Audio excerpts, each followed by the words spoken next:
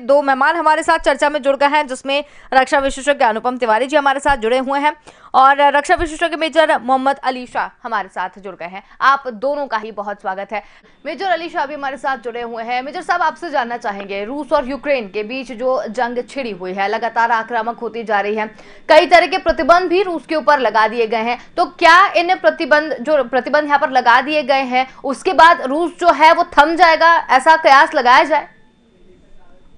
बिल्कुल भी नहीं। रूस की ये सोची समझी बड़ी प्लानिंग के मुताबिक बड़ी स्ट्रेटेजिकली प्लान मूव थी ये, और उनको मालूम था कि उनके ऊपर प्रतिबंध लगाए जाएंगे। उनको ये भी मालूम था कि यूक्रेन नेटो का मेंबर नहीं है, तो जाहिर सी बात है अगर लीगली, अगर ऑफिशियली देखा जाए तो नेटो के ट्रूप्स इसको बचाने के लिए नहीं आ सकते। रूस को मालूम था कि प्रतिबंध और लगेंगी, इनके ऊपर लगेंगी, उन्हें कोई फर्क नहीं पड़ता, देने का फर्क नहीं पड़ता। जो ट्रेड इनकी रोकी जा रही है वो चीन के थ्रू ट्रेड करेंगे और फायदा होएगा चीन को। अब देखिए, समझना हमको ये है कि इसमें ये जंग खत्म कैसे की जाए। हम लोग बात करते हैं कि भाई व्लादिमीर पुतिन से बात कह रहे हैं कि भाई मत करो, मत मारो, ये करो, ठीक है, अच्छी बात है, करनी भी चाहिए, लेकिन ताली हमेशा एक हाथ से नहीं बजती, हमेशा दो हाथ से बजती है। और इसमें मैं ये कहूंगा कि ये यूक्रेन और रशिया जो है वो भाई की तरह थे, बल्कि सन 2014 तक तो, जब तक ये क्रीमिया पे हमला नहीं हुआ तब तक इनकी बड़े अच्छे रिलेशनशिप थे।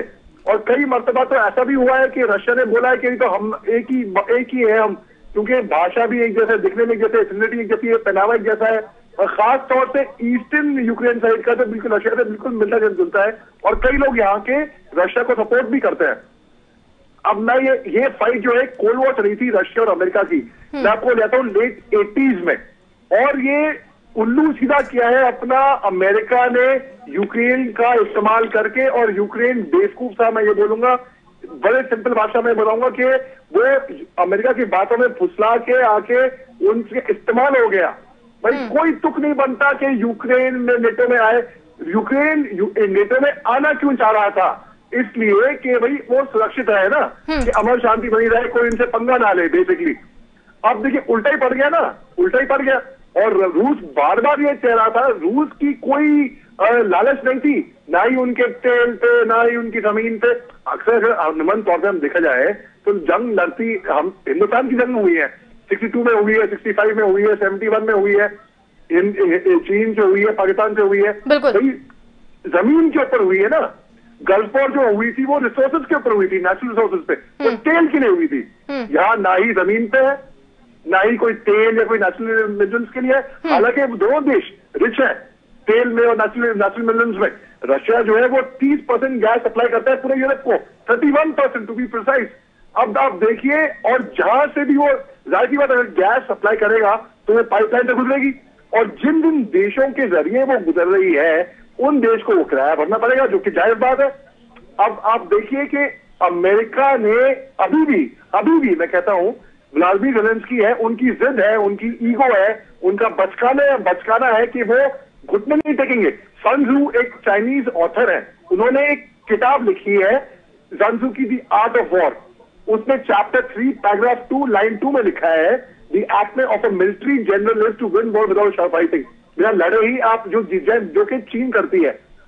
सिमिलरली उसी किताब में सन त्जू ने चैप्टर 6 पैराग्राफ 3 लाइन 3 में लिखा है टैक्टिकल विड्रॉल के बारे में, कि जब डिफीट इनएविटेबल है तो आपको मालूम होना चाहिए आप कहां पे रिट्रीट कर लें। मान लिए कोई बंदा गया है बंबई एक्टर बनने के लिए, अरे नहीं बन पा रहा, वापस आ जाना चाहिए ना उसको। कब तक वो वहीं पे घिसा रहेगा? नहीं, मैं यही रहूंगा। उसी तरीके से अभी मालूम है यूक्रेन को कि भाई उनके तो कोई चांस ही नहीं है, और नेटो और भाव डाल रहा है, हाँ हम फोर्स नहीं देंगे, हथियार देंगे और लड़ो। और बचकाने की बात है भाई, जब मैं जम्मू कश्मीर में था 2 साल, 2003 से 2005 में, पहले दिन मेरे को AK-47 मिल गई थी आर्मी से, कोच से, अपना हथियार चूज कर लो। उस AK-47 को मैंने अपने शरीर से, अपने बदन से एक पल, मैं मजाक नहीं कर रहा हूं, एक पल के लिए भी अलग नहीं होने दिया। मैं अगर नहाता भी था तो मेरे हाथ में वो रहती थी AK-47, मैं सोता था तो मेरे साथ रहती थी AK-47। तब जाके वो मेरे शरीर का अंग बना, और तब जाके मेरे को यकीन आने लगे अपनी ट्रेनिंग के बाद, इतने भरोसे से कि भाई वो मैं हथियार संभाल पाऊंगा। अभी यूक्रेन कह रहा है जो भी सिविलियंस लड़ने को तैयार है हम उनको बंदूकें देंगे, आर्म देंगे, सामने आओ। भाई कोई खिलौने है क्या? कोई खिलौने है कि भाई आपको दे देंगे? कोई ट्रेनिंग होती है बाकायदा, उसमें एक कंफर्ट लेवल होता है। ऐसा नहीं है कि आपने हथियार पकड़ लिया और पिक्चरों में दिखाते हैं बस वीडियो करके रजनीकांत जा रहा है या। लेकिन मेजर साहब, जिस तरीके से ना यूक्रेन पीछे हट रहा है ना रूस पीछे हट रहा है, अब इस में क्या हो रहा है कि जब लड़ाई दोनों तरफ से हो रही है, भले हम प्रतिबंध लगा दें, कुछ भी कर दें, पूरा विश्व चाहता है कि युद्ध ना हो, तृतीय विश्व युद्ध ना हो, लेकिन जब दोनों ही नहीं मान रहे हैं तो फिर हम तृतीय विश्व युद्ध की तरफ तो बढ़ रहे हैं।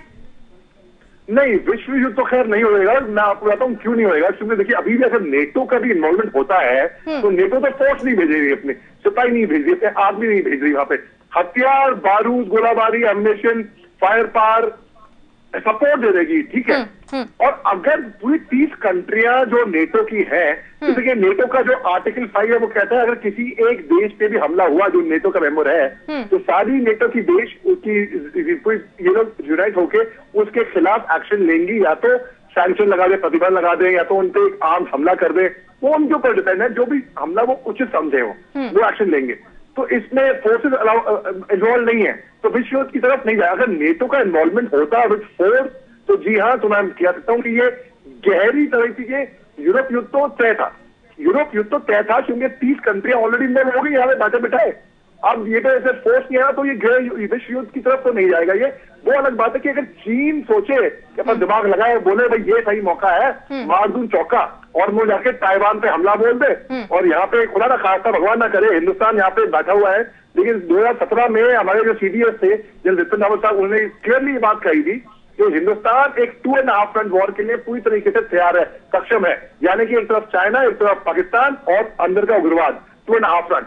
वो अलग बात है कि अगर यहाँ पे तहस-नहस मची और अगर नेटो की फोर्सेस ऑन ग्राउंड में उतरी तब जी हाँ इसमें विश्व युद्ध की आशंका जताई जा सकती है इसके अंदर। और यहाँ पे विश्व युद्ध नहीं होगा यहाँ पे। अच्छा, अब दूसरी बात, व्लादिमीर ज़ेलेंस्की जो है वो अपनी जिद पे अड़े हुए हैं कि नहीं मैं हार नहीं मानूंगा।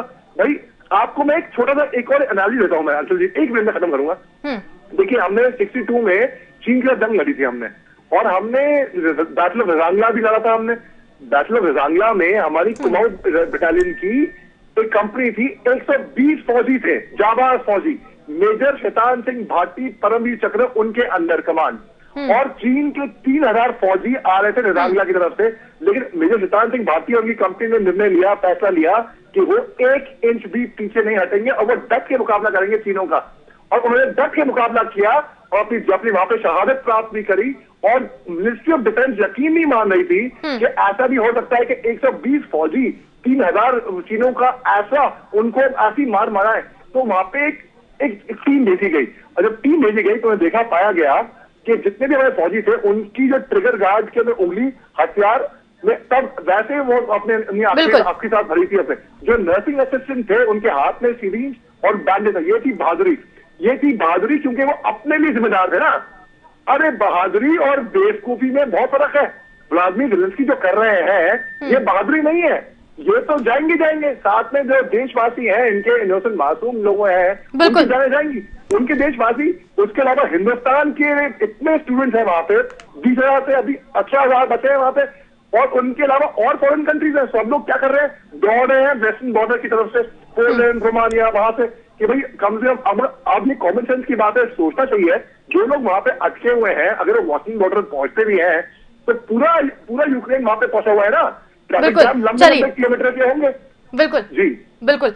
देखिए मैं मेजर साहब की बात से काफी हद तक सहमत हूँ कि ये कोई बहादुरी नहीं कर रहे हैं। प्रेसिडेंट ज़ेलेंस्की का जो उनका रुख है वो अपने देश को और ज्यादा बर्बादी की तरफ ले जा रहे हैं। बिल्कुल मेजर साहब, सवाल मेरा भी आपसे यही है चाइना को लेकर कि जिस तरीके से चाइना मौका परस्त है, लेकिन फिर भी एक छोटा सा सवाल आपसे ये है कि जब इस तरीके की आशंका लगाई जा रही है, बहुत सारी चीजें हो सकती हैं। अगर चीन वाकई में जो मंशा रूस की है वो अगर पूरी हो गई और चाइना साथ में रहा तो भारत के लिए एक बहुत बड़ा खतरा पैदा हो सकता है आने वाले समय में। तो भारत को किस तरीके से सतर्क हो जाना चाहिए? जी, भारत सतर्क है, और हमेशा खतरा जो चीन का है वो हमेशा से रहा है। और चीन की चालबाजी ऐसी होती है कि वो दिखावे के लिए तो एक कदम पीछे हट जाएंगी, और जब कोई देख नहीं रहा है तो 2 कदम और आगे तेज रफ्तार से जाएंगी। दूसरी बात, चीन की एक और चालबाजी है कि सलामी स्लाइसिंग की प्रैक्टिस। कि डायरेक्टली अंदर जाके कब्जाना, गदन से पकड़ना, जैसे कि एक तरीके से रूस कर रही है यूक्रेन में कि डायरेक्ट कीव को पकड़ ले और वहां की सत्ता बदल ले। तो चाइना ने अभी पिछले साल की बात बता रहा हूं मैं आपको, 1 साल हुआ है, पिथौरागढ़ के पास 70 किलोमीटर दूर वहां से हमला डिस्ट्रिक्ट है जो नेपाल में आती है, और नेपाल के अंदर घुस के पिलर नंबर 11 और पिलर नंबर 12 कंस्ट्रक्ट करने लगे इलीगली। अब सैटेलाइट इमेज के थ्रू, सैटेलाइट तो झूठ नहीं बोलेगी टेक्नोलॉजी, हमें मालूम पड़ गया, हमने इसका ऑब्जेक्शन भी उठाया, फाइनली चाइना बोलते नहीं तो हमारा इलाका है। अब उससे उसकी बिगड़ गई नेपाल से। वो चाहती है कि वो स्ट्रैटेजिकली, नेपाल में एक इलाका है कालापानी, लिपुरा, कालापानी, लिपू लेक, अगर उस पर वो कब्जा कर लेगी तो उसको एक तरीके से काफी डोमिनेशन होगा ईस्ट साइड से हिंदुस्तान के ऊपर। तो चीन अभी भी लगा हुआ है कालापानी, डोकलाम ले लीजिए आप, लद्दाख ले लीजिए आप, कोई सा आप गलवान ले लीजिए, चीन अपनी चालबाजियों से कभी भी पीछे नहीं हटेगा। उसकी चालबाजी हमेशा लगी रहेगी, उसकी विस्तारवादी, उसकी जो रणनीति है। बिल्कुल। और ये देखिए वो फॉलो करती है संजू का वही principle, to win war without fighting, बिना लड़े ही, बिना एक गोली फायर कर रही है आप जंग जीत जाए। और वो यही तो कर रहा है अभी दुनिया में। बायोलॉजिकल वॉरफेयर दुनिया में तहस नहस मच गई है कोरोना वायरस की वजह से। बिल्कुल। साइबर वॉरफेयर, इंटरनेट वॉरफेयर, 19 जून 2019 में उसके इन्होंने ऑस्ट्रेलिया पे वेब अटैक किया था, ठीक 1 साल के बाद दोबारा 19 जून 2020 में दोबारा उसी तारीख को और भी बड़ा हमला बोला। और वहां के जो प्रधानमंत्री मॉरिसन, उनका बड़प्पन था, क्योंकि उन्होंने नाम नहीं लिया चीन का, उनको मालूम था कि किसने किया है, उन्होंने बोला अपने पासवर्ड को आप प्रोटेक्ट करिए। इंफॉर्मेशन लॉ पे उन्होंने अभी तकरीबन 1 महीने पहले गलवान घाटी की में अपने फोटो कुछ खींच के लगा दिए कि चीन का झंडा लहरा रहा है गलवान घाटी पे। क्या बकवास की बातें थी, बचकानी बातें थी। बिल्कुल। दिखाया, फिर उसके बाद हिंदुस्तानी फौज ने, फिर उन्होंने क्या साइकोलॉजिकल बात है, चीन एक ऐसा वाहिद मुल्क है कि वो एक जहाज, खाली जहाज, अंदर इंजन मोटर में नहीं होगा, उसकी फोटो सैटेलाइट डिलीवरी करके दिखा के लोगों को दिखा दे, देखो हमारे पास ये सब बिल्कुल अली जी, डराता है। बिल्कुल बिल्कुल, मतलब चाइना तो मौका परस्त है ही। खैर भारत को उससे पहले से ही सतर्क हो जाना चाहिए। बहुत ही अच्छी बातें यहाँ पर हुई और इस पूरे मुद्दे पर जिस तरीके से आप लोगों ने चर्चा करी बहुत अच्छा रहा। समय निकालकर हमारे साथ जुड़े, बहुत धन्यवाद।